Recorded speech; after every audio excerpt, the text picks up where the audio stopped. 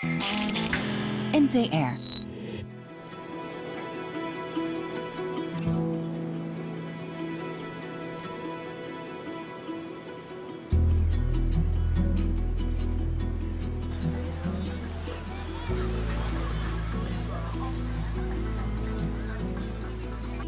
De Nederlandse Antillen bestaan sinds 2010 niet meer. Het eiland Sint Maarten is nu een autonoom land binnen het Koninkrijk der Nederlanden. Wat is er allemaal veranderd? We zijn met de politie in Cay Hill, een van de grootste sloppenwijken van Sint Maarten.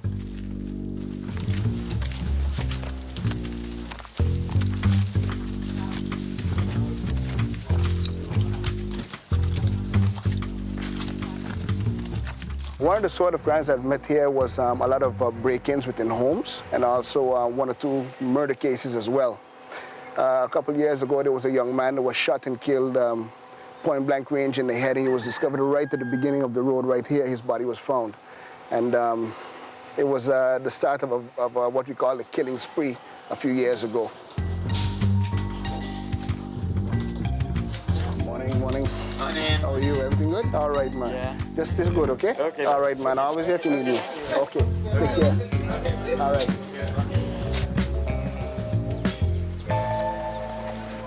Sint Maarten is voor mij een land in opbouw, maar met verschrikkelijk veel energie en wil om er wat van te maken. Met heel veel beperkingen. Er is zo ongeveer niks wat functioneert. We hebben eigenlijk zelfs niet een gespecialiseerd wetboek voor de aanpak van jeugdcriminaliteit. We hebben geen jeugddetentie, we hebben geen jeugdinrichting.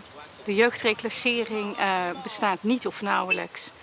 De voogdijraad, wat hier het equivalent is van de Raad voor de Kinderbescherming, loopt ook niet zoals het zou moeten. En we hebben hier te maken met jongeren die in staat zijn tot extreem geweld. One of the things they approach us with, of course, is the youth. Because up here we do have several gang members that live here in this area. And of course people would come. I can't disclose exactly what they would say, the type of information they would give, but they would give useful information to us in order for us to try to tackle the situation that is. So we just take the back road? Yeah. This one will come over down there. The patrolling is it? Yes, it's very good. I like that. Why? Because sometimes, you know, they have people smoking and stuff. Better? Yeah, it's better. Way better. It was a high crime area before. It's a bit cooled down now. With the introduction of the community police officers here, it has given the public and the community a more of a personal level of interaction with the police. So information that we used to get before, that we didn't get before, we're now getting it at a much easier, much quicker pace. Yeah? Just relaxing, eating some knips? Yeah. Oh, okay. How's everything? Good? Yeah? Okay. Als je het hebt over de aanpak van jeugdcriminaliteit, dan kom je onvermijdelijk ook in de preventiesfeer terecht. En dat is ook iets waar ik als jeugdofficier dus belang bij heb in die preventie. Dat betekent dat als je een doorbraak wil bewerkstelligen van het extreme geweld waartoe jonge jongens in staat zijn, je moet gaan kijken naar de oorzaken.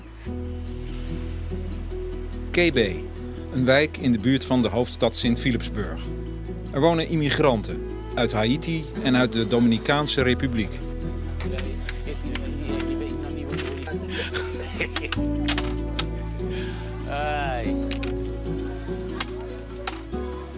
Ce sont des immigrants qui arrivent ici pour travailler et pour chercher des emplois de toute façon. Majorité pour les garçons sont construction évidemment et puis spécialement pour les femmes sont des hôtels. La vie à Sint Maarten, c'est cher? Ah bon, c'est extrêmement cher. Par exemple, les supermarchés, la gasoline et d'autres. Et les salaires restent toujours pareils. Le salaire minimum ici, c'est 1300 florins, qui est égal à environ de 700 fractions dollars américains. Alors, on ne peut pas dire vraiment c'est bien payé, pas du tout.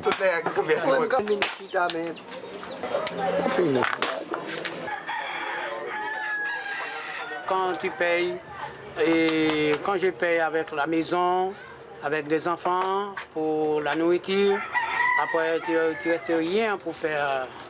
Comme si il y a parfois des problèmes de la famille. S'il y avait des $100 pour envoyer en Haïti, il y avait quelque chose, mais ça ne va rien.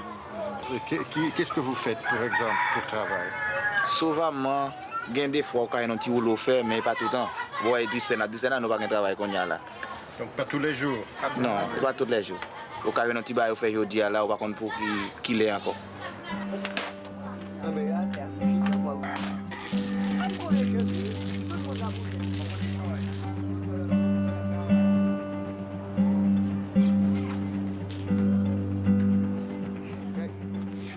Vous savez, quand les enfants n'ont rien à faire, ils ne peuvent pas aller à l'école, ok? Alors quand vous ne pouvez pas aller à l'école, alors vous n'avez pas de vocation, alors vous êtes dans la rue. Une seule chose que vous avez en tête, quand vous voulez à manger ou pas, je ne vais pas trouver de l'argent, alors on a une seule chose en tête. Alors il faut avoir une très bonne morale pour résister, ok? Alors si on n'appelle pas le niveau de moralité, alors on a une seule chose en tête, c'est d'essayer de braquer quelque chose ou bien prendre ce qui ne nous appartient pas. Ik zie dus ook nu al jongens die steeds terugkomen. Dus je hebt een soort van harde kern waar je mee te maken hebt. Het lijkt erop dat we het dan hebben misschien over een pak een beetje 10, 15 jongens per jaar. Some kids in Sint Maarten, when they feel like you have to have papers to go to work. Not only the kids, but for the young, for the oldest people, they have to have papers to get work, and sometimes it's difficult. Sometimes they go thief and they go do bad things to get a job, and that ain't good. But I would just like to say, like, if Sint Maarten could have a change for the people to get their papers and they can have job, because that would be great.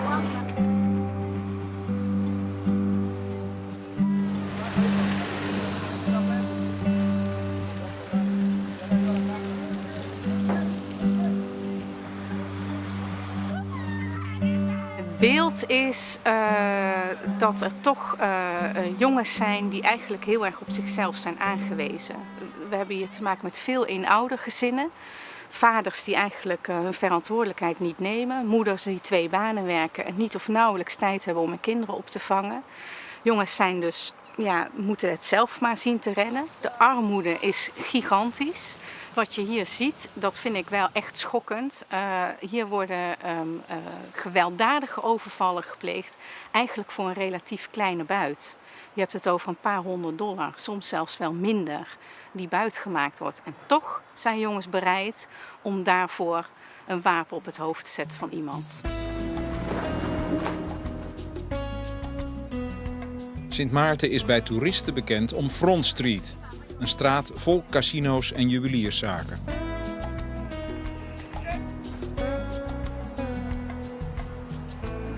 You know, you can find a lot of white diamonds everywhere, but here you find the big, huge sizes. So look at the size of the diamond, look at the kind of setting this has. Exotic, gorgeous. This will be $25,000. I taught her, you don't pick up anything on impulse. You have to look at it, like it, and then if she goes back to the store a second time to like it, then it means she really wants it.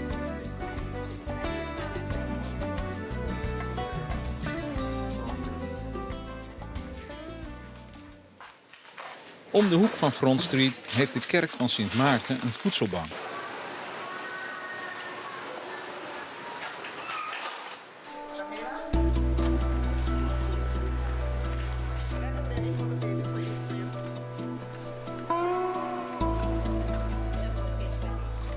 You are right now in the heart of the operations of the Bishop Ellis Foundation. We're a foundation that was developed to help poor people, poverty-stricken persons who need help with food, mostly food. We have helped in other cases with different issues related to poverty.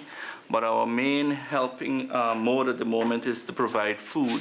At present, we cater for 109 families and 341 people in total. We also have clients who live in very downtrodden areas, who live in areas where the housing are, frankly speaking, deplorable. People shouldn't be living there. But the reality is we are faced with people living in such circumstances. I think it's Caribbean-wide that we have a lot of single mother families. It's a serious situation that as a community, as a region, the Caribbean region in itself, we need to address this because we find that mothers are forced to carry the burdens of family. La casa, pero venga. ¡Que Sveli! Se metió para ahí ella. ¡Camina! Camina. A saludar a ella. Adoni, abre la puerta. Que abra la puerta, Adoni. Marcelina Broeks woont in een piepklein huisje in de armste wijk van de stad Philipsburg.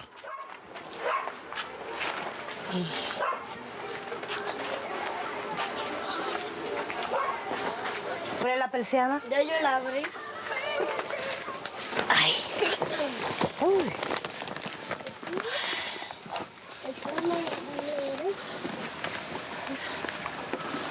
¿Se puede callar la boca? ¿Son de usted? No, yo lo cuido desde chiquito. ¿Y van a la escuela? Sí. ¿A dónde? La parte francés. Fuimos para la iglesia a buscar comida. Adoni, leche, Chicha. salchicha, Leche. chocolate, azúcar. Galletas. No basta para el mes, pero... ¿Y el resto del mes qué tú haces, Marcelina? Bueno, la mamá del muchachito me ayuda con algo, entonces yo tengo que pagar la casa, la luz, el agua. ¿Cuánto es? Todo. ¿Cuánto es? ¿Ah? ¿Cuánto es todo esto? La casa. La casa es 125. La luz alguna vez se viene de 90, 80. ¿Y los niños? Y los niños. ¿Cuánto cuestan? La mamá del muchachito me da $200. $100. 200 dólares. Aquí es que yo duermo. Aquí es que nosotros dormimos. ¿Con los niños? Yo duermo con él. Ella se ve en la tarde para su casa. ¿En esta cama? Aquí mismo, aquí. Hola. Adoni, Sí. ¿tú no te puedes estar tranquilo, niño? El baño solamente para bañarse aquí. Ah, para bañarse aquí, solamente. pero la entrada es el del No, afuera. no. Ahí. El sanitario es afuera.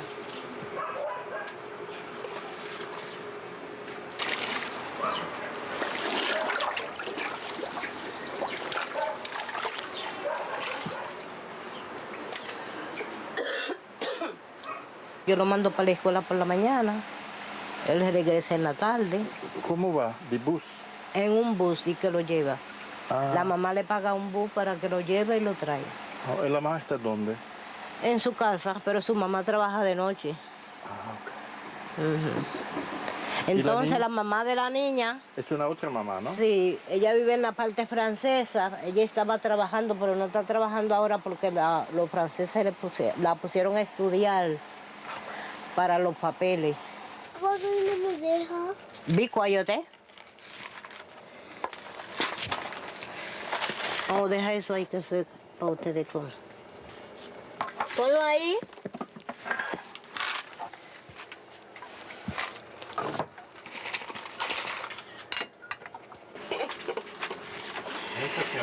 ¿No traen chuleta, no? No, ellos no trajeron chuleta. Anda, y Marisol quería. No. Ok. ¿Tú haces un trabajo? ¿Trabajaste también? ¿Algo? ¿A dónde? ¿Aquí? Sí. Sí. ¿Qué tipo de trabajo? Limpiando, planchando. Planchando. ¿Y hay mucho trabajo ahora? No, ahora no hay nada. No hay nada, ¿no? Yo quisiera hallar algo que hacer. Pero no hay nada ahora mismo, la cosa está dura.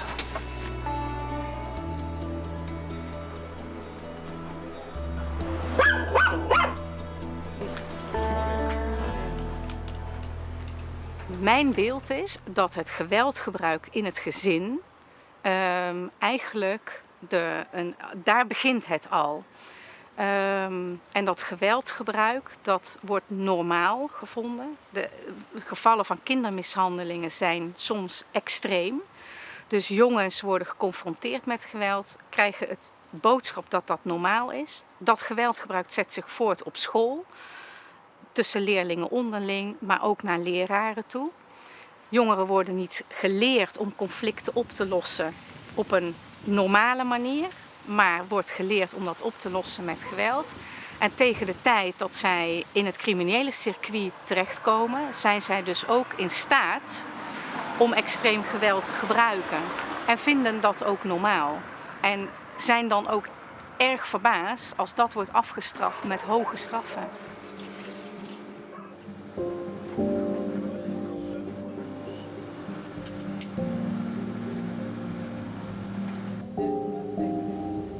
We can show you where the boys used to hang around smoking drugs, but which because of the intervention of the community police officers, they're not doing it as much anymore.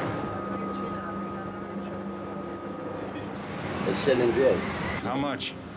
10. 10? For how much? Now we're going into the area that they call 911. This is the homes where the people that used, after the hurricane, they were replaced and moved here to live.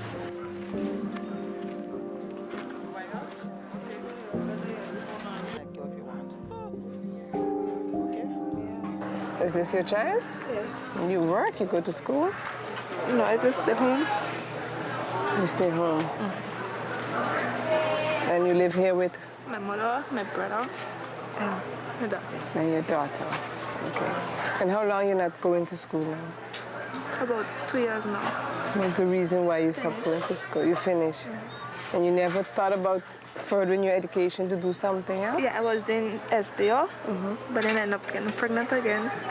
And then I had to stop because we had job training, and I couldn't continue. So how many kids you have?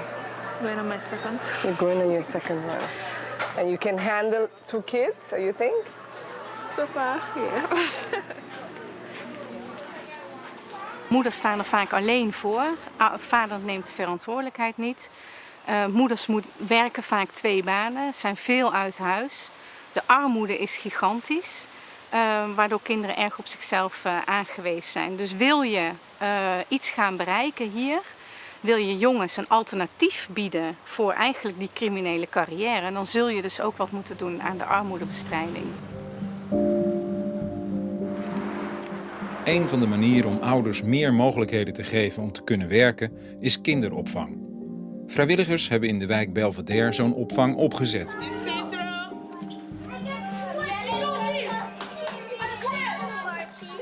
The purpose is to help the kids and keep them off the street with various activities and help them with their homework, provide lunch for them. Why would you want to keep them off the street? Why wouldn't we not want to keep them off the street? Well, why do you want to keep them off the street? Because when they're left alone, who's going to supervise them at home? Parents are working 2 jobs. They're left alone. They get themselves in various troubles that they're not supposed to be in. So it's best that they find a place where they're comfortable and the parents are comfortable having them, and they can get help with different topics that they're going through, different issues that they're dealing with, and help with their homework. 30, 32, 34, 36. It's between, so this wouldn't be a part of it. I see that the police is here every once in a while. What is their role exactly? The police, we invite them sometimes to come and talk to the kids on different topics, like bullying and stealing, things that they should not do. And once a year, when we have our summer program, we ask them if the kids can come to the police station so they can get a tour and see what it's all about. Right now we have 180 kids. How many centers like this would you need, you think? We would need maybe 10 more, because there's a whole lot of kids out there that they're just home. They have nothing to do. From a tire, tire, toot, toot, toot, tire, tire, toot, toot, toot. 1, 2, 3, 4, 5, 6, 7, 8, 9, 10. You're out. I don't think I would have made it so far in high school without the help from the Belvedere Community Center. And it's really good because if I didn't come here, I would have been home doing nothing. Like, I would get distracted fast from the TV. And like here, they make sure that you do your homework and they like push you so you could do your best in school.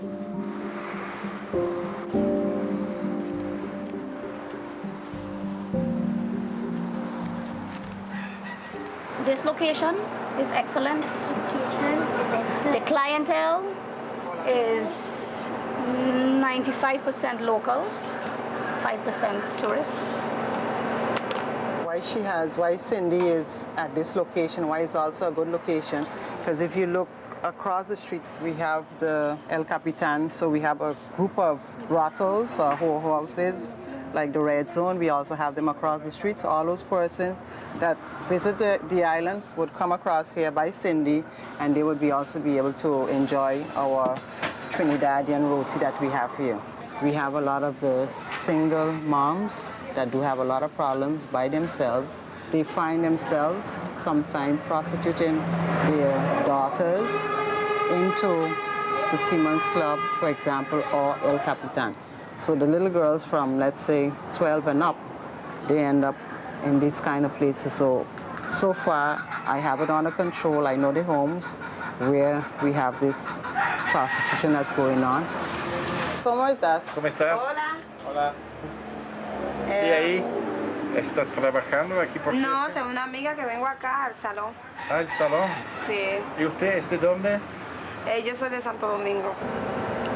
This woman here, when you call her, she responds. If you need assistance, she's the fastest one that will reach you. Before October 10-10-10, you would have assistances, or the police would come to assist a resident, and that's it. Now I cannot do that, and I cannot say police is not going to come and assist you. I have to go and I have to assist you.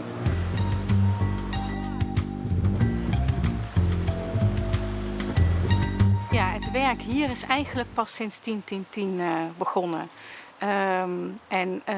We zitten echt nog in een volledige opbouwfase. De samenleving is veel complexer. Het land is in feite nieuw. En alle instituten die we in Nederland hebben, die hebben we hier gewoon niet. Dus met niks moet je een veel complexer probleem aanpakken. This is one of the areas that we call Patio de Andrew. So it's a small community. And there were a lot of complaints about drugs and criminals with firearms and those stuff. And then the police decided to make a joint effort with the customs and the immigration and the police department. So we had like 100 police officers coming here, unexpected, unknown to anyone here. So we had a very, very successful action here. And we cleaned it up. So that's why everybody's sitting now, happy. We're not seeing too much people today, because they see a bus, so everybody's scared. It's the police coming again. Now we have a lot of new local police officers. We just had a class that just graduated, so they just sworn in. And before that, we had some other officers that were taken in, and they were trained to become police officers. And we also have assistance from some Dutch colleagues that come over from Holland for a period of 2 years. And we have the Dutch marechaussees. They're also here assisting us. What do you do about the white-collar crime? That is a crime that we would really, really love to tackle, because that's the core to everything.